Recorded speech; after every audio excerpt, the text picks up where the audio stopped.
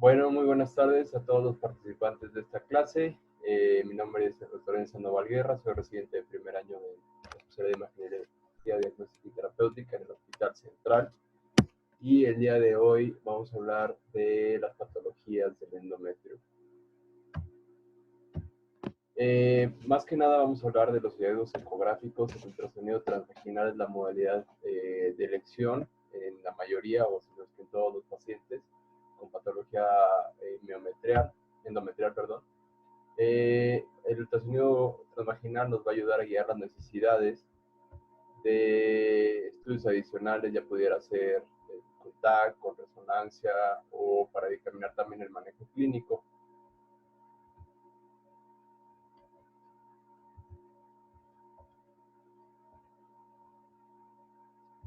Bueno, hay que repasar un poco el conocimiento del endometrio, como su apariencia normal respecto a las diferentes fases del ciclo menstrual y al uso de medicamentos hormonales para, una vez reconocido lo normal, podamos ver los hallazgos patológicos. Los objetivos de esta clase van a ser que, bueno, veamos lo que es el endometrio normal en etapas pre y postmenopáusicas.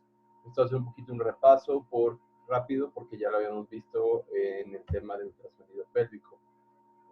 Vamos a describir las diferentes patologías benignas y malignas del endometrio, principalmente el carcinoma endometrial, con énfasis en su apariencia ecográfica, aunque vamos a ver un poquito de las utilidades de la resonancia magnética, sobre todo en el carcinoma endometrio.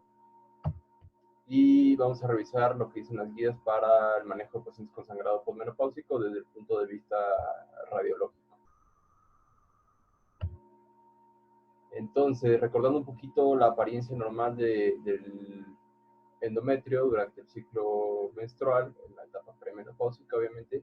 Primero hay que recordar las capas que tiene un endometrio en diferentes fases. Hay que recordar que siempre tiene un estrato basal, que es el que va a dar a todas las demás capas del endometrio. Es como de donde se origina el endometrio, que siempre va a estar presente, que no se pierde durante la menstruación, y que siempre lo vamos a ver en el ultrasonido como una pequeña línea hiperecogénica. Y el estrato funcional es el que va a ir cambiando durante las diferentes fases del ciclo menstrual, haciéndose más grueso, cambiando sus apariencias durante la menstruación, la fase pretora y también su apariencia ecográfica. Entonces, recordar que durante la menstruación vamos a ver solamente un pequeño endometrio lineal, hiperecogénico, que va a medir de 1 a 4 milímetros, como vemos en la imagen de la derecha. En la etapa proliferativa temprana vemos que se empieza a engrosar el endometrio con una medición de 5 a 7 milímetros de aspecto ecogénico. Y en la fase proliferativa tardía vamos a tener una apariencia clásica trilaminar, en la que vamos a ver el estrato basal, hiperecogénico, después una capa hipoecogénica que va a ser parte del estrato proliferativo y después otra pequeña línea hiperecogénica que también es parte del estrato proliferativo que veíamos atrás, o funcional, que va a ser más hiperecogénica porque tiene mayor contenido de líquido. En esta etapa tiene que medir menos de 11 milímetros, es lo que se considera normal, y más o menos abarca el día 14 a 16 del ciclo menstrual. Después vamos a tener una fase secretora, que es una fase en la que el endometrio está sometido a estimulación por la progesterona principalmente, la cual se llena de glucógeno y adquiere un grosor máximo en este punto, que es 16 milímetros, y lo vamos a ver hiperecogénico por ese alto contenido de glucógeno. Posteriormente, en la menopausia, vamos a encontrar pues, un endometrio atrófico, sobre todo si la paciente no está en terapia de reemplazo hormonal, ecogénico, lineal, delgado, de manera uniforme. Es importante que sea uniforme, que no haya zonas de grosor focales o irregulares, y tiene que medir menos de 5 milímetros. Estas son las apariencias ecográficas. ¿Cómo vamos a ver por resonancia magnética nuestro endometrio y nuestra pelvis en general? Bueno, la fuente básica de las imágenes para ver la pelvis van a ser tomadas en T2. En T2 vamos a tener lo que se conoce como una apariencia trilaminar, a que nos referimos a que el endometrio se va a ver hiperintenso, lo vemos ahí en los dos asteriscos. Después vamos a tener una zona que es muy importante, que la recordemos, que es la zona de transición que corresponde a la capa interna del miometrio, que se va a ver hipointensa, con una intensidad disminuida. ¿Por qué? Porque en esa zona tenemos músculo liso que está muy compactado y con poco contenido de agua, entonces por eso adquiere esa apariencia de poca intensidad. Esta zona es importante, les comento que la recordemos, porque nos ayuda a distinguir ciertas patologías, sobre todo va a ser importante cuando veamos carcinoma endometrial. Y bueno, después vamos a ver el miometrio externo, la capa externa, que la vamos a ver ahí en el asterisco único que viene ahí marcado. Sería la tercera capa de esa apariencia trilaminar del útero. Las demás flechas no son tan relevantes por el momento, nada más que aprendamos cómo se ve nuestro endometrio en T2, y tiene que ser con una intensidad de señal alta, que sería líquida, por el gran contenido líquido que tiene. Si lo vemos, pues tiene casi la misma intensidad de señal que la vejiga, que está llena de orina. Entonces, ¿cómo vamos a ver el endometrio en pacientes con terapia de reemplazo hormonal?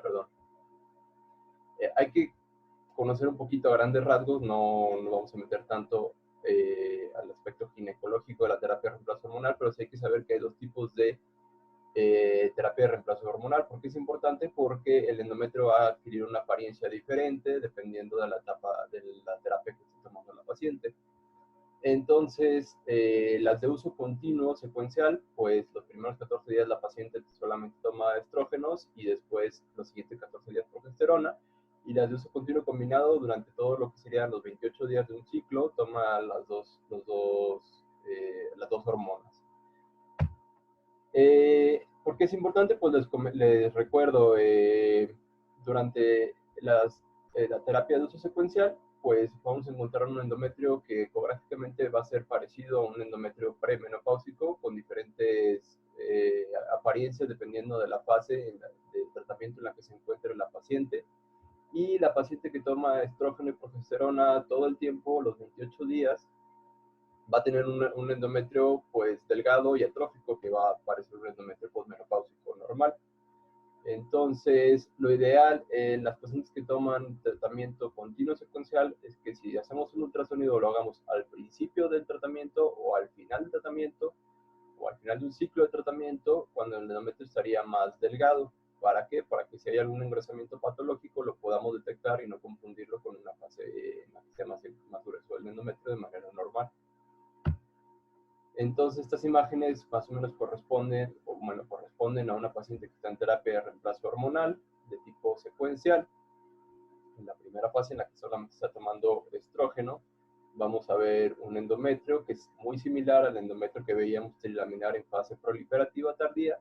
Y después, cuando está tomando los dos medicamentos, estrógeno, progesterona, vemos un endometrio más engrosado, más hiperecogénico, que correspondería más o menos a un endometrio que veíamos como en fase secretora en la etapa premenopáusica.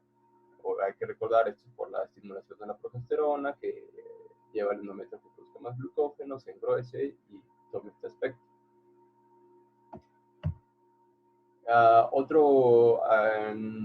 Apariencia del endometrio bajo otro tipo de medicamentos sería el tamoxifeno. Hay que recordar que el tamoxifeno se utiliza en pacientes que tuvieron cáncer o tienen cáncer de mama. Tiene un efecto antiestrogénico en la mama, pero tiene un efecto proestrogénico en el endometrio. Los hallazgos que vamos a tener pues son inespecíficos. Tenemos engrosamiento endometrial, cambios quísticos, sin embargo estos hallazgos los podemos encontrar también en hiperplasia endometrial, en pólipos endometriales o incluso en el carcinoma de endometrio. Estos pacientes que toman tamoxifeno, bueno, tienen mayor riesgo de hiperplasia del endometrio y después llegar a desarrollar un cáncer endometrial, sobre todo cuando el tamoxifeno se usa por muchos años.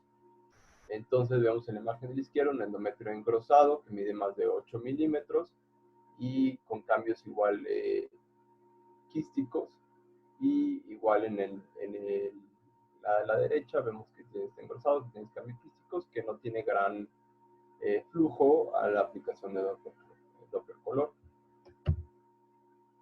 De igual forma, en esta, las dos imágenes corresponden a una misma paciente. Sin embargo, en el lado izquierdo vemos que se ve un endometrio engrosado, inespecífico, heterogéneo, con múltiples cambios quísticos. Es un ultrasonido transvaginal normal.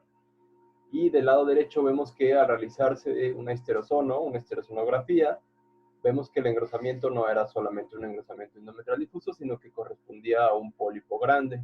De ahí la importancia de que realicemos la esterosonografía. Entonces, recapitulando, en los pacientes con tamoxifeno, si sabemos que toman tamoxifeno, podemos sugerir que los cambios son secundarios a este medicamento, pero no podemos descartar como diagnósticos diferenciales un pólipo, una hiperplasia o incluso un cáncer de endometrio. Ya se corresponderá al clínico si decide tomar una biopsia de las lesiones. El sangrado posmenopáusico se define como cualquier sangrado transvaginal en una mujer que ya está en la menopausia, excluyendo un sangrado que pudiera ser normal, cíclico, en las que tienen terapia de reemplazo hormonal. ¿Cómo se abordan inicialmente? Pues se pueden abordar con ultrasonido transvaginal o con biopsia de endometrial. Ya dependerá del ginecólogo a qué le envía primero, pero generalmente las envían primero a ultrasonido transvaginal. Solamente, bueno, se preferiría la biopsia en pacientes con factores de riesgo. La causa más frecuente es la atrofia endometrial. Entonces, de las pacientes que tienen sangrado posmenopáusico, solo el 10% va a tener cáncer de endometrio. Sin embargo, pues ese 10% es importante que lo detectemos. La causa más frecuente, digo, es atrofia endometrial. Esto viene porque al no haber endometrio, las dos capas del útero están en contacto, tienen fricción y pueden llegar a generar pequeñas laceraciones que causan sangrado. En el ultrasonido transvaginal, bueno, estamos obligados a medir el grosor en su porción más gruesa, en el corte sagital. Vamos a tener que identificar zonas de heterogeneidad o anormalidades focales que nos hicieran pensar más en una patología maligna. Y tenemos que descartar diagnósticos diferenciales, pudiera ser pólipos, neumatosis, etc. Entonces, esto sería un pequeño algoritmo de cómo quedaría si se le pide ultrasonido transvaginal de entrada. Vemos un endometrio menor de 5 milímetros que está homogéneo, pues decimos que sangrado es por atrofia y probablemente ya no requiera mayor estudio, a menos que el clínico pidiera otra cosa.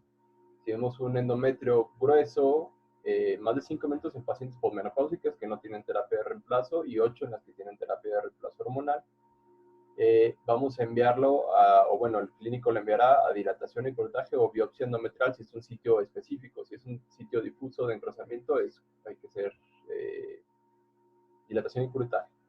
Y si no logramos visualizar adecuadamente todo el endometrio o tiene zonas de irregularidad, etcétera, podemos hacer una estereosonografía para ver si es un proceso difuso o si es una lesión focal.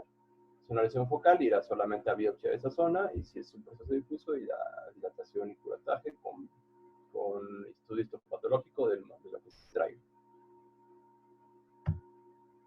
El pólipo endometrial es una hiperplasia del endometrio, ¿no? Pueden ser pedunculados o sésiles, como la gran mayoría de los pólipos que encontramos en el cuerpo. En general, la mayoría son asintomáticos, pero sí pueden ser una causa de sangrado uterino anormal o de sangrado posmenopáusico. Y es poco frecuente que tengan degeneración maligna, aunque sí la pueden llegar a tener. Ecográficamente vamos a encontrar un engrosamiento endometrial difuso, que es lo más frecuente.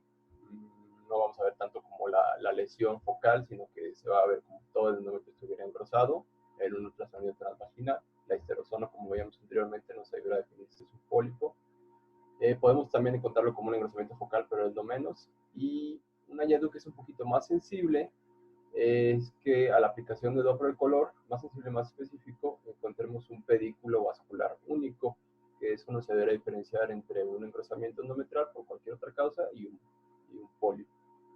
Y bueno, como decía, el esterosono es la técnica de elección para demostrarlo, como vamos a ver en unas imágenes a continuación. Entonces, si ven el ultrasonido transvaginal en la imagen A, pues vemos un engrosamiento endometrial que es ecogénico y que es inespecífico. Eso pudiera ser hiperplasia o pudiera ser cáncer de endometrio, que pudiera ser también, digo, no podemos descartarlo, pero a la hora de aplicar Doppler color vemos que tiene un pedículo vascular con un vaso único, como vemos aquí, como va cómo reconoce con el Doppler, y al realizar la histerosonografía, pues ya vemos que se trata de un pólipo, ¿no? Entonces, de ahí la importancia de la histerosono, porque en la imagen A, pues no sabemos bien si era o no un pólipo. Acá tenemos otro pólipo endometrial, vemos que también tienen cambios quísticos y al momento de poner el Doppler color, encontramos el pedículo vascular único que nos hace pensar que es un pólipo, ¿no? Acá tenemos dos imágenes, vemos un pólipo sésil. Otro punto que nos ayudaría a distinguir entre un pólipo o un engrosamiento endometrial de cualquier otra causa sería hacer el ultrasonido en la fase proliferativa. ¿Por qué? Porque en esta fase el endometrio no es tan grueso como por ejemplo en la fase secretora y entonces podríamos distinguir de mejor forma el pólipo de un endometrio engrosado de manera normal. Y bueno, en la parte de la derecha vemos un pólipo pedunculado que también tiene su pedículo vascular único a la aplicación del Doppler color. Y hoy es una histerosono también, si tiene líquido dentro de la cavidad. La hiperplasia endometrial. La hiperplasia endometrial es un engrosamiento del endometrio con mayor proliferación de las glándulas que del estroma. Entonces tenemos un aumento de la relación estroma-glándula, pero eso ya sería un hallazgo histopatológico. La hiperplasia tiene un riesgo de transformarse en malignidad. Sin embargo, no todos van a desarrollar un cáncer de endometrio, más o menos una tercera parte. Bueno, la causa es una posición de estrógeno que causa que se prolifere ese endometrio sin oposición. Esto es más frecuente en pacientes que tienen terapia de reemplazo hormonal, que tienen síndrome de ovario poliquístico, que tienen tumores productores de estrógenos.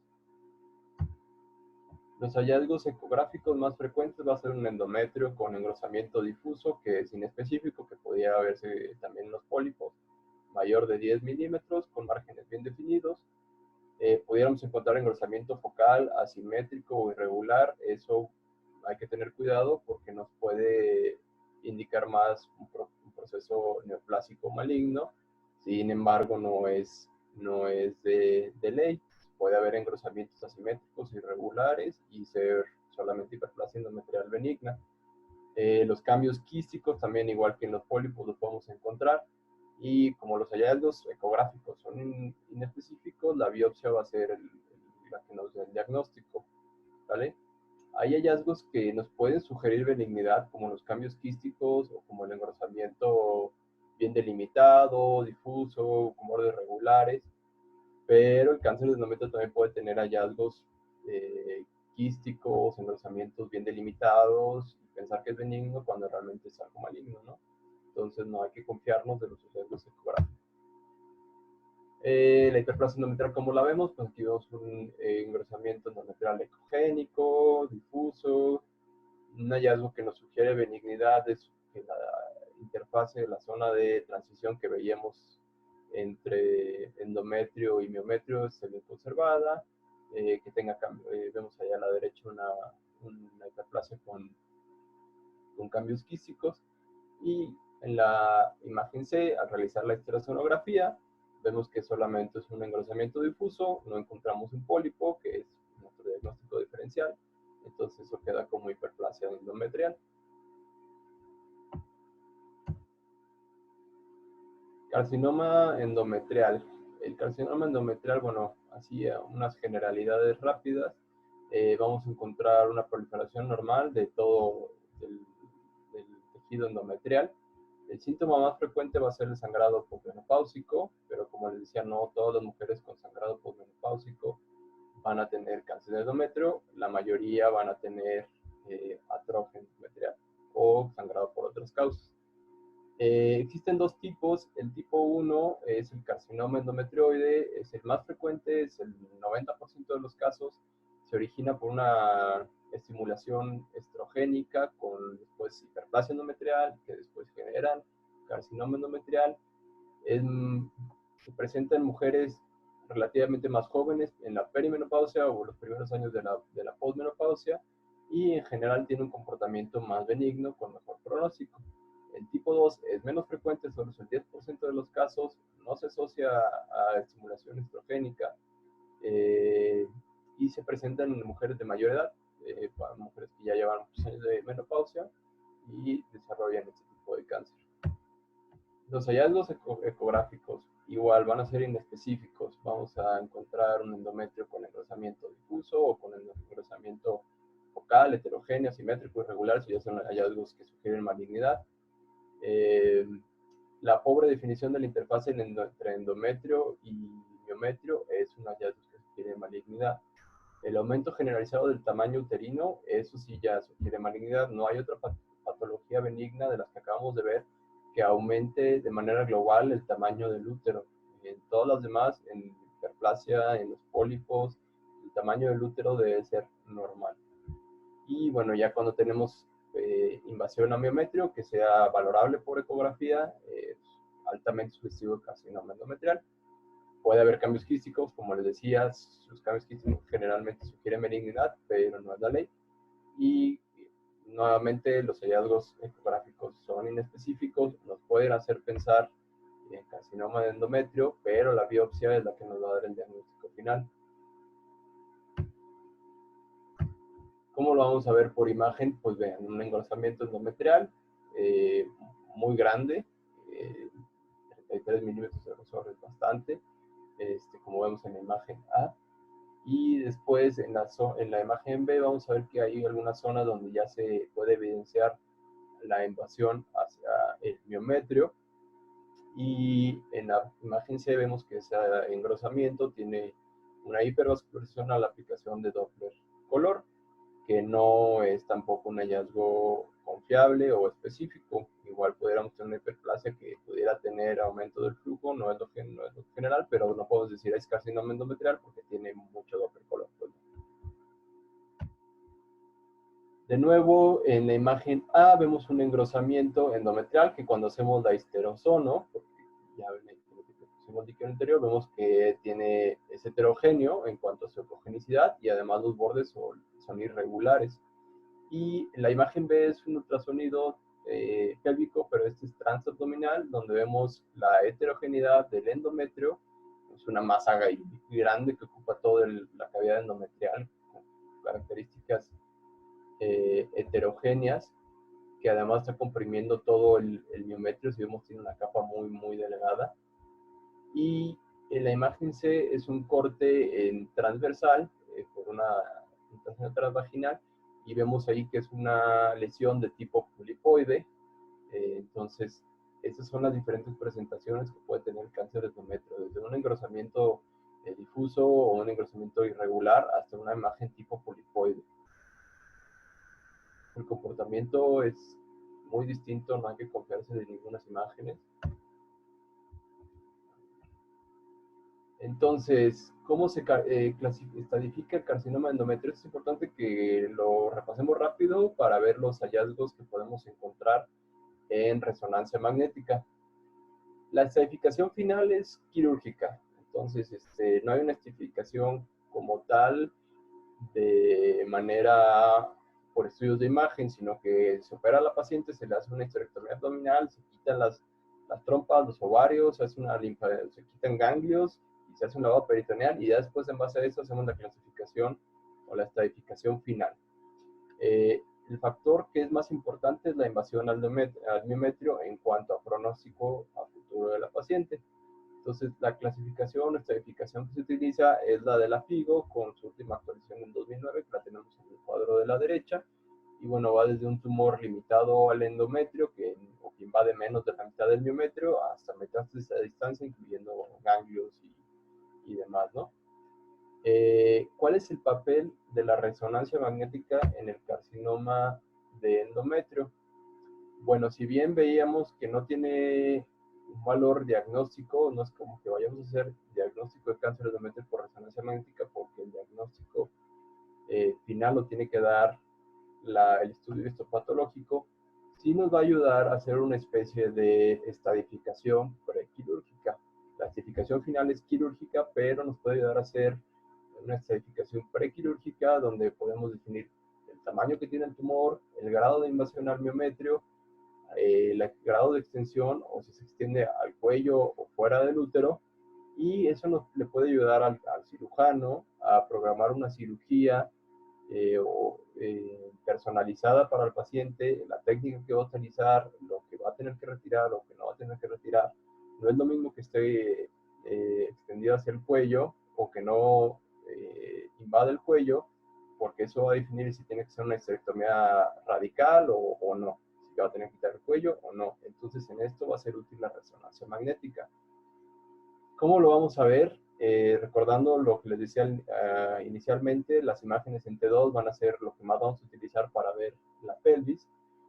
El cáncer de endometrio se ve como una masa o un engrosamiento endometrial que va a ser hiperintenso, o sea, más intenso o heterogéneo con respecto al endometrio normal. Entonces aquí en la imagen que vemos en color morado, vemos un engrosamiento endometrial de aspecto heterogéneo. Si recuerdan las imágenes donde veíamos la anatomía normal, el endometrio era de aspecto intenso, homogéneo, de la misma intensidad que el líquido, que la orina que está en la vejiga.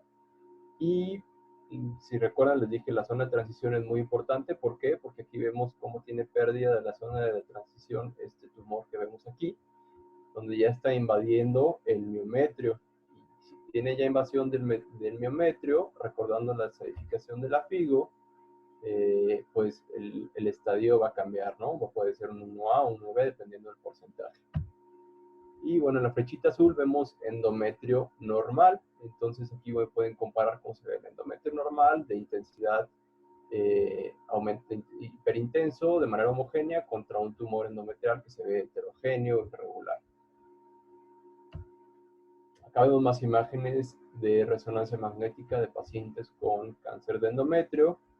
En la imagen de la izquierda, igual vemos una imagen en T2, vean cómo es un tumor grande, irregular, de características de intensidades heterogéneas.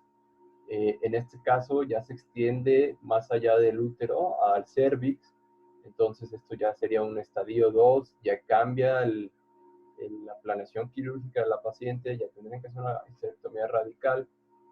En la imagen de la derecha vemos en T2 igual intensidades intermedias o heterogéneas.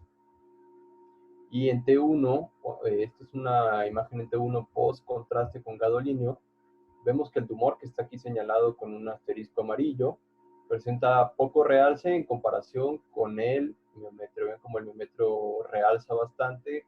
Cuando vemos en T1 el realce con gadolínio es más intenso. Y vemos que tiene sus bordes, son muy irregulares acá abajo, y acá obviamente tiene franca invasión hacia el miometrio. Otro rol de la resonancia va a ser que podamos distinguir patologías benignas que pudieran parecer cáncer de endometrio, como por ejemplo los pólipos y la hiperplasia endometrial. Entonces vámonos desde T2. En T2 vemos un pólipo aquí con una flechita amarilla y vemos un endometrio hiperplásico que, si bien está engrosado, su intensidad se ve de características normales, intensas, en general son homogéneas. Después, en T1, aplicando contraste con gadolínio, vemos cómo el pólipo realza bastante, casi igual que el miometrio, a diferencia del endometrio normal, que no presenta un realce tan importante. Y después, yéndonos al mapa de ADC, vemos que los pólipos y el endometrio normal, aunque tiene hiperplasia, pero no tiene malignidad, no restringen la difusión, no se ven más hipointensos, a diferencia del carcinoma de endometrio, como vamos a ver acá, que sí restringe la difusión en nuestro mapa de ADC.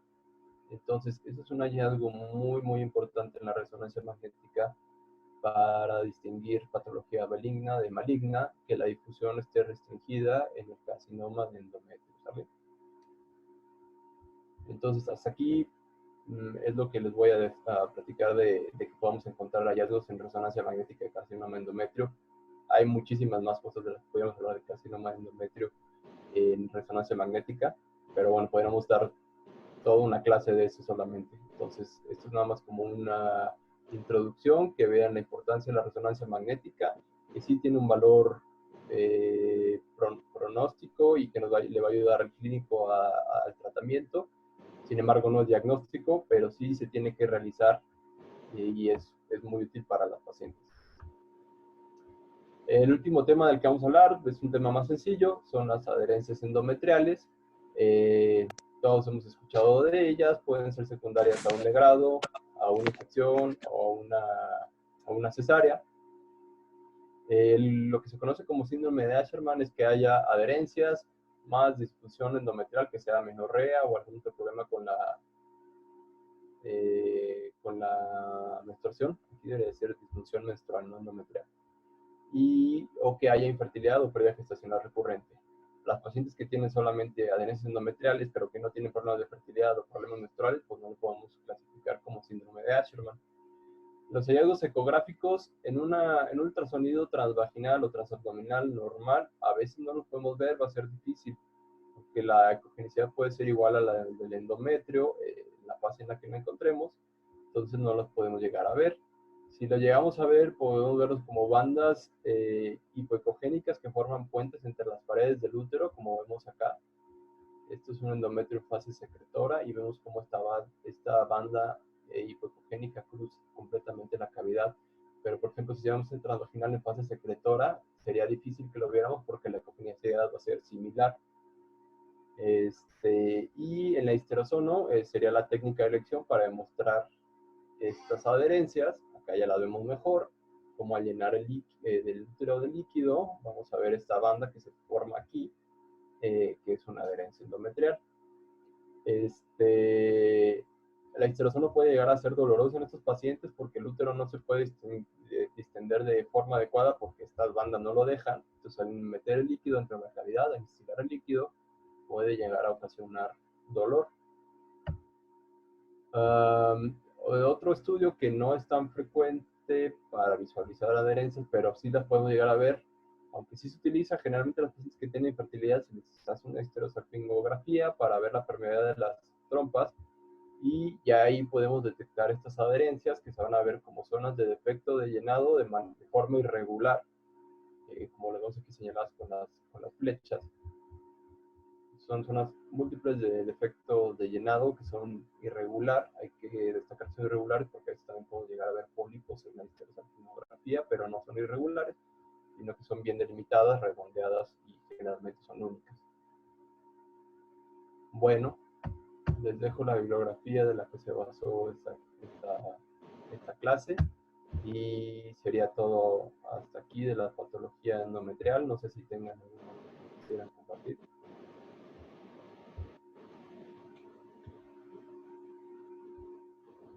No sé si alguien tenga alguna duda en particular. De tu clase, por ejemplo, ¿con qué números clave te quedarías en cuanto al grosor endometrial, tanto en pacientes pre o postmenopáusicas? Yo me quedaría en las premenopáusicas. La importancia de que los hallazgos no son específicos, tanto en el ultrasonido, y que generalmente hay que sugerir que se realice la biopsia y no podemos dar un diagnóstico definitivo por ultrasonido, podemos dar diferenciales. En posmenopáusicas, quedarnos tranquilos que la mayoría no van a tener cáncer de endometrio, sin embargo tenemos que investigar hasta que no sea cáncer de endometrio. Y muy interesante los hallazgos de resonancia magnética en las pacientes con sospecha de cáncer de endometrio. Y en cuanto a los puntos o los valores clave, ¿cuándo vas a hablar de, por ejemplo, hiperplasia endometrial? ¿Cuándo vas a hablar de atrofia endometrial? El grosor, Ajá. básicamente va a ser el grosor. Hiperplasia endometrial, vamos a hablar mujeres, bueno, va a depender de si tienen o no terapia de reemplazo hormonal, 8 milímetros o 5 milímetros en posmenopáusicas, y en mujeres premenopáusicas más de 10, 11 milímetros, depende de dónde lo veas. Pero sobre todo la hiperplasia va a ser, ¿cómo lo podría llamar? Que no cambia con los las fases del ciclo menstrual y que son pacientes que tienen estimulación estrogénica continua. Pues no sé si alguien más tenga otra duda.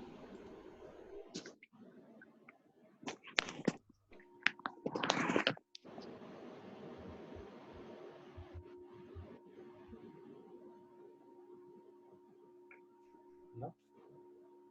Bueno, entonces sería todo y terminamos.